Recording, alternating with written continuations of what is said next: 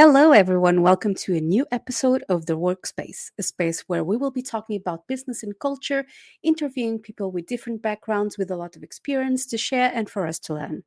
My name is Alejandra, and today I will be interviewing Congressman Adam Smith, who is a member of the Congress and represents the Ninth District of the state of Washington. He has been the top Democrat at the House Armored Services Committee since 2011 and is here to share his new book. His memoir, is called Lost and Broken. His new book will reflect about the trajectory about how he overcome depression, chronic pain, and how he turned something so negative into positive.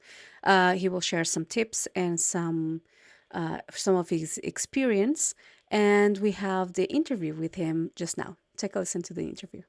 Welcome to the podcast, Congressman Smith. How are you feeling today? I'm doing great. Thank you.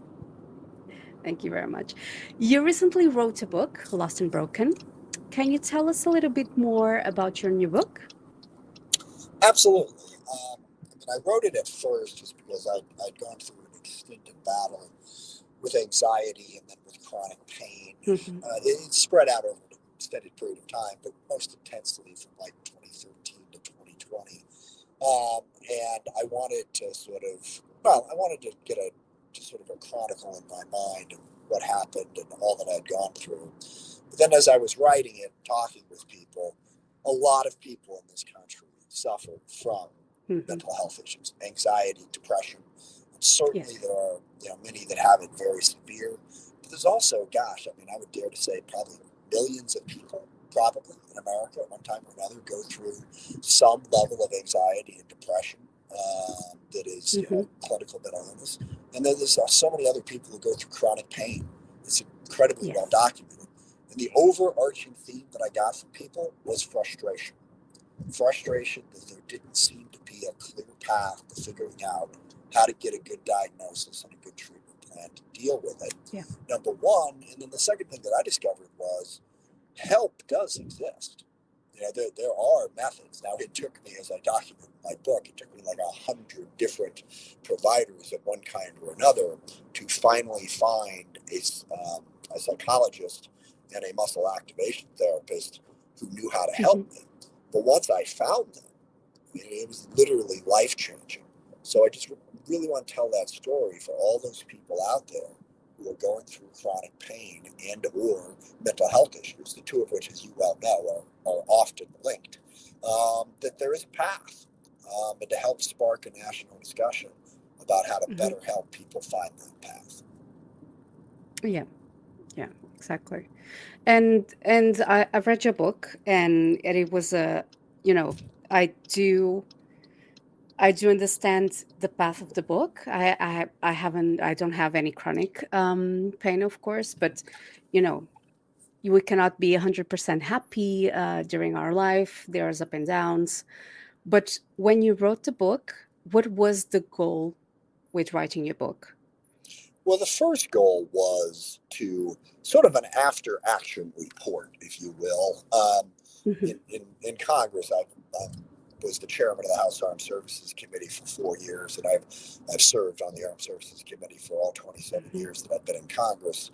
And that's one of the things the military always does. After an engagement, you do an after action report so that while the issues are fresh in your mind, you can honestly lay them out and learn from them. And I think that was my thinking, because as the book chronicles, I had a lot of false starts and mistakes throughout the whole thing. So I wanted to go back and just sort of, okay, what did I do well? What did I do poorly? What can I learn from this? And then as I was writing it, it occurred to me that there's a lot of other people that have been through this. So I thought the story held together well enough to put it out publicly. And also, I do want to make it easier for people to talk about these subjects. I think, it's part of the problem. There's a stigma, certainly, against discussing mental illness. But I think there's a stigma against showing weakness, if you will. True. So exactly, there is. Basically let people know that weakness is part of life, and if you look at it correctly, by being honest about the weaknesses that you face, you can become more resilient and stronger. Not necessarily, but that's at least part of why it's important to be honest about what you're going through in life. Exactly. The one thing that came to my mind is that by the end of the book, and after reading the whole story, which is amazing, in the sense that it's sometimes it's never easy to ask for help or to actually know what type of help we can get. And of course, I'm talking about in the point of view in Europe, and which we know a part of how the US healthcare system works.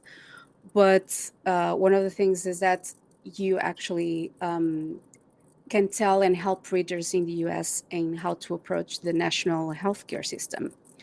But for example, in your case, how you were able to, overcome chronic pain and your crippling anxiety because you suffered a lot with it. Yeah. Well, I mean, and I'll come back to the healthcare systems because, Hmm. yes, the United States healthcare system makes it much more difficult to get help than it should. Yes. Because our system is so driven by the profit motive and by how people are compensated.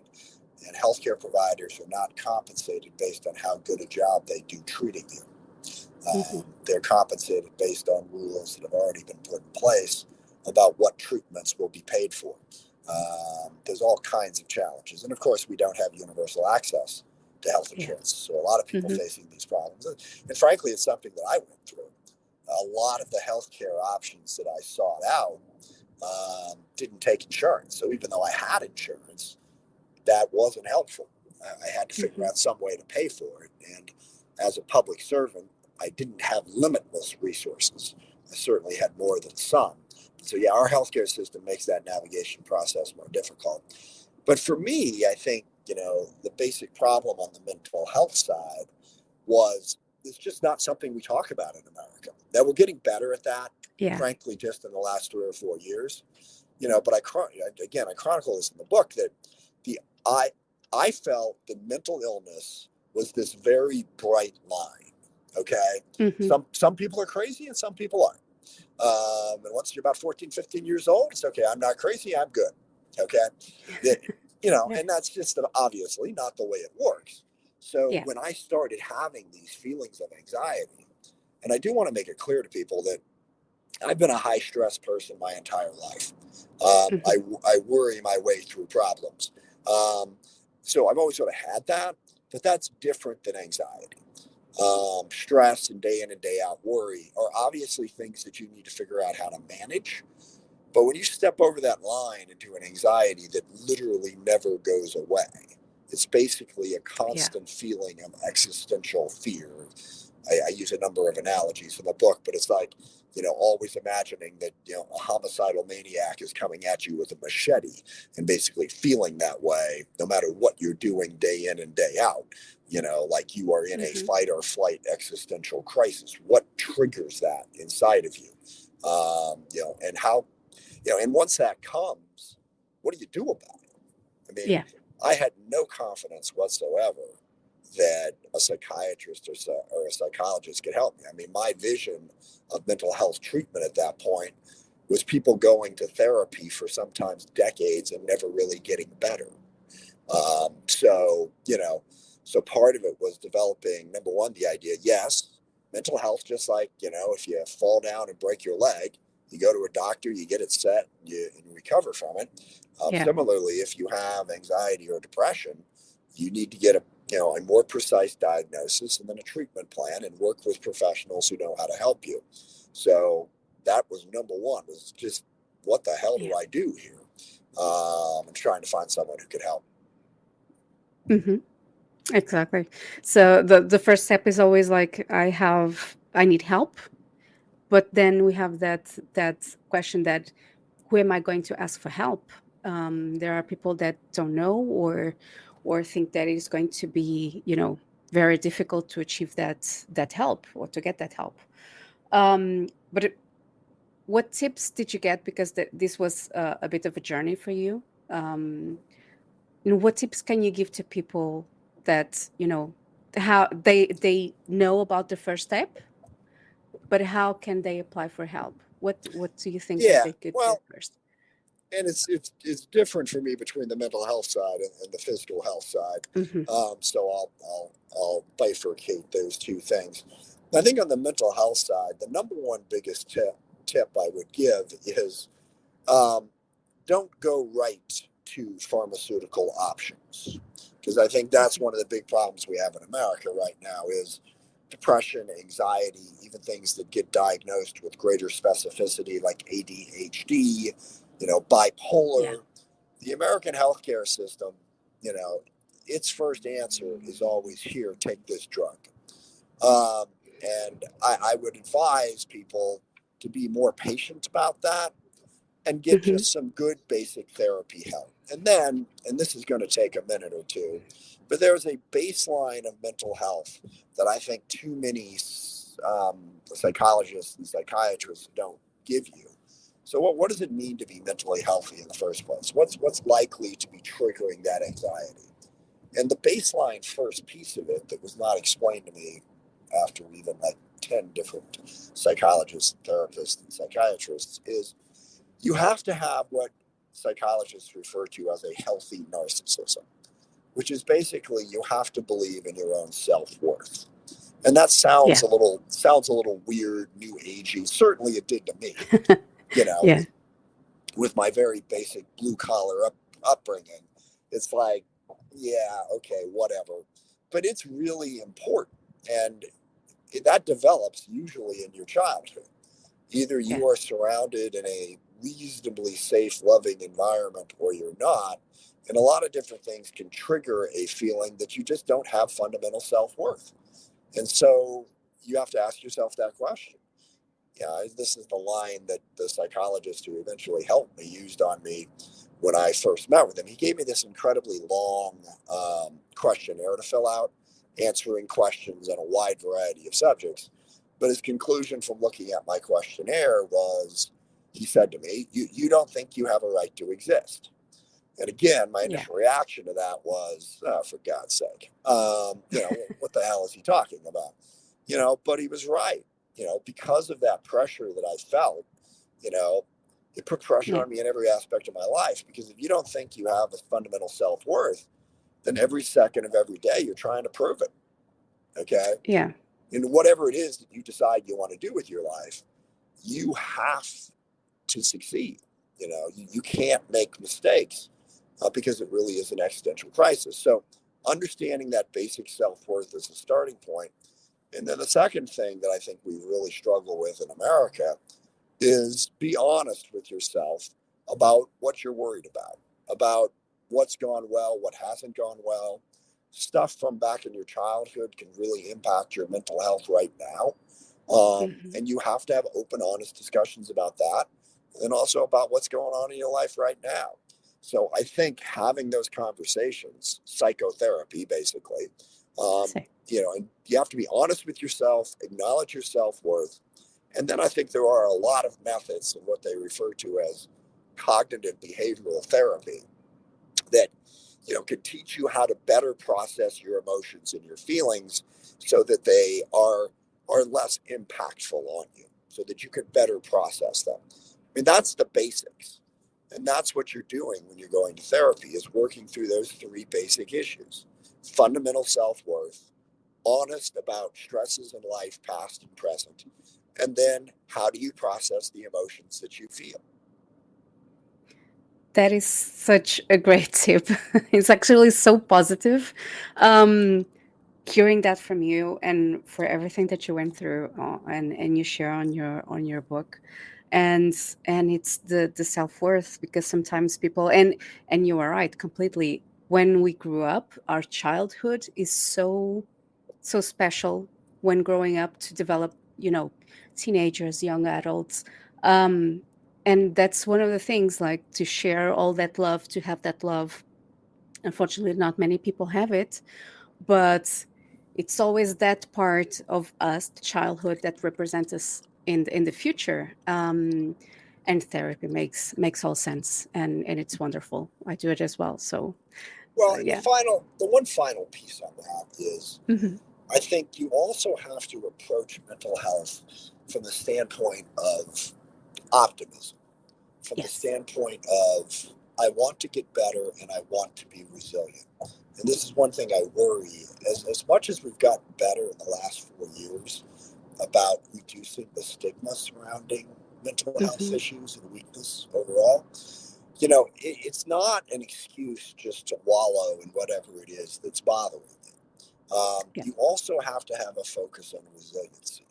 My goal isn't to be able to explain to people why I'm miserable. Okay. My goal is True. to figure out how to be happy, healthy, and productive in this life. And I think we need to make we need to give people that expectation. We need to Yes. let people know you can get better, you can be resilient, you can figure this out.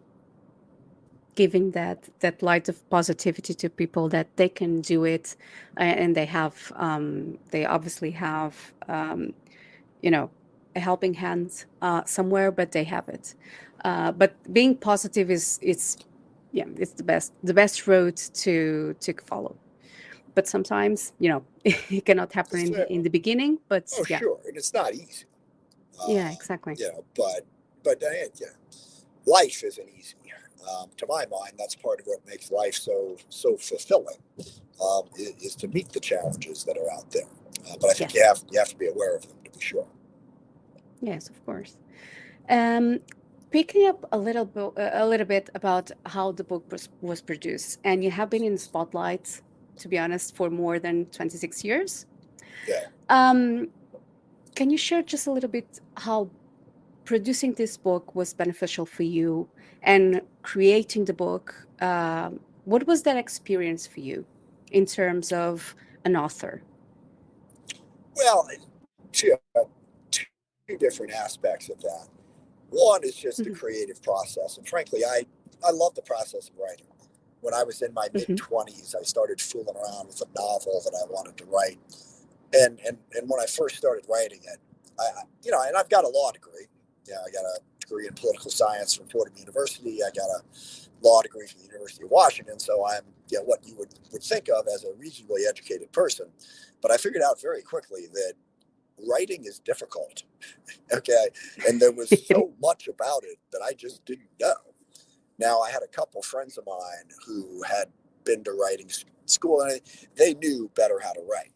And so they worked with me on that novel. Then I finished it, but it never wound up being published or going anywhere. But I learned so much in that process about how to write and how to communicate through the written word. For the most part in my life, what I've been good at is speaking. Yeah. Um, I communicate orally quite well, even if that sentence doesn't necessarily back up the claim. But I speak well. But writing is a different thing. I always just sort of assumed, you put me up in front of any audience and say talk and just throw the subject at me, I can do it. Okay, so if I Yeah. could do that, surely I could write. No, it's a different skill set. So I had to get through that, and then you got to be patient. It's funny. I was just at a well, it's not important where I was, but I was speaking with a young woman who's from Nigeria who's she's writing her first novel, and she got a Hmm. fellowship somewhere to help her work on it, talking about how, a lot of times when you're writing, you get to the point where you have in your head, okay, this is what I want to say. And then you type a sentence and you go, that doesn't quite work. And I've literally sat there on that sentence, flying back and forth to DC, sometimes for like a half hour without actually writing anything before finally it comes to me, that's the way I want to talk about it. And Yeah. then also it's important while you're writing, sometimes I walk for exercise. So just go walk and think about it. And it'll come to you. So that whole process was really interesting. And then, of course, there's the process of, given my position as a member of Congress, Hmm. contemplating writing a book and putting it out there. It's going to relate back to how I do my job, and I felt that in writing on this subject, on our healthcare system in general, Hmm. and mental health in particular, would really help me do my job better. It would focus on issues that connect to so many of the things that I work on, and would get me connected to more people who are focused on healthcare and mental health. So I think it really does, help me represent the district I represent and Hmm. work in Congress to have a better understanding of these issues. Of course. Yeah, I completely agree. When you're a talker, Yeah, any type of questions it could come to you, but when writing, it's difficult. It gets difficult. You know the yeah, idea, but then to transmit it to the writing it takes more time. Now, for not our final question, but and you work in the government. After you wrote your book, were there any of your colleagues or people that work with you in the government or even the army that approached to you and you know they they the book represents for them what they feel, for example? Are they How was their reaction to your book? yeah. Well, first of all, it comes out at the end of May here, so a lot of them are not yet aware of it. But yes, the few people who are Hmm. aware of it, no, I've had a ton of people from every aspect of my life, talk to me about how they've gone through these challenges. And like I said, as I've worked through this process, and I didn't take out a press release or anything, but I talked to some people Yeah. throughout the whole process, and really struck by the fact that chronic pain, mental illness, millions of people in America are impacted by this. And Yeah. a lot of times there were people that I knew reasonably well, and I never knew they were dealing with Yeah. that because it's just not something that you talk about. That stigma. It's right. Yeah, it's stigma, and also you're just sort of going about your life, and you may Yeah. notice, oh, Bob seems a little off today. You know, what's going on? Yeah. And then that's it. Next day seems fine, so whatever. So yeah, no, I think it definitely has, got a lot of Has people to say, hey, impacted. yeah, I went through a very similar thing. So Yeah, and it will, and it will. Your book is really great, not because we are talking, yeah, but yeah, it's actually resonated with me. And my last question is, yes. can we wait for another book? Are you thinking about another Well, book? I guess, I am, but there's a couple of things about that. I mean, first of all, I do before I go here, I want to make sure people understand because I think it can be a little weird. I had a mental health issue. In my book, I explain it, but I think a lot of folks are trying to figure out: do I have a problem? Do I not have a problem? In my personal story, what I Hmm. try to explain is for probably the first 40 years of my life, there were certain indications in terms of my high stress approach, Yeah. different things that I've done about my life that would have shown that, I could potentially have an issue. But I never had something that was overwhelmingly debilitating. I went about my life, and in some way, that feeling of existential threat and that desire to constantly prove myself sort of helped me to be successful in life.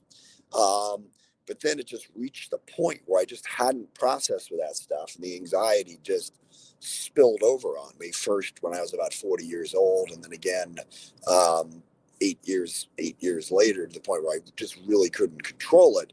So, I Hmm. mean, this is stuff. The point I'm trying to make here is you can have a really significant mental health problem that you should seek help for and still be doing okay in your life. Okay. And I think that's what a lot of people miss. It's like, okay, yeah, I don't feel great, but I'm raising my family, I'm doing my job, I'm okay. I'm making it through. Um, yeah, you can do that, but you can still have a challenge and a problem that you need to address. Now, the thing that the next book that I'm working on Hmm. is about, well, it's about representative democracy and civil society, and the great concern that in many places in the world, certainly in the United States, we are struggling to get along as a community. Um, Yeah. and this is, from country to country, this is going to be different. But certainly in the US, we had the January 6th attack on the Capitol to Hmm. try to overturn an election. Civil society is fraying. And Yes. I think it is connected to the mental health issue because one of the problems we have with mental health in this country is we don't think enough about other people, which sounds a little Yeah. counterintuitive. But, you know, I said a healthy narcissism. Um, you don't want an unhealthy narcissism. So I want to write about how do you get along as a society? I mean, how does any group of people figure out how to resolve their differences peacefully? Whether you're talking about a family, a homeowners association, or an entire country. Okay. I don't think Mm-hmm. we've dove deeply enough into the questions of how you balance your own individual wants and needs with the individual wants and needs of others and then with society as a whole. I think we've lost track of the basic necessity of finding that balance. And too often we're just focused on this is what I want. How do I get it? Definitely. So I'm interested in how I can sort of intersect mental health with the broader health of civil society. Yeah, and definitely. I would like to read that. So I Well, will be on the at first yeah, position to at the get that book. at the Yeah. moment, I'd like to write that. So I've Yeah. started, but we'll see if I can pull that together. Well, a couple of more walks and then you Yes, can start the book. yes, Thank you very much, Congressman, for your time and to share your ideas, which make all the sense, of course, such as your book.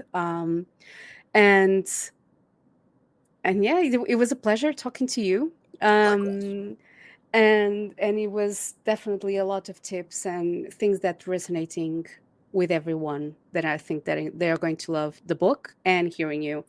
Um, thank you very much. All the great success for the Lost and Broken book and for your career, of course. And probably we will see you again Yes, thank you very much. I really in your next book. Thank you absolutely. very much, Congressman, and have a Thank great day. you as well. Thanks for giving me the Okay, opportunity. thank you. And here you go, guys. This was the interview with Congressman Smith. Sorry about the audio. A congressman was on his way to work, but we can hear him perfectly and all his experience and his knowledge in what the Lost and Broken book is all about. For those that are trying to overcome chronic pain, depression, s- life sometimes is not so happy as people think. Um, this is a great book to read and to gain some strength and to gain some positive side. So, thank you very much, guys, for being with us in this excellent interview, and see you again on the next episode.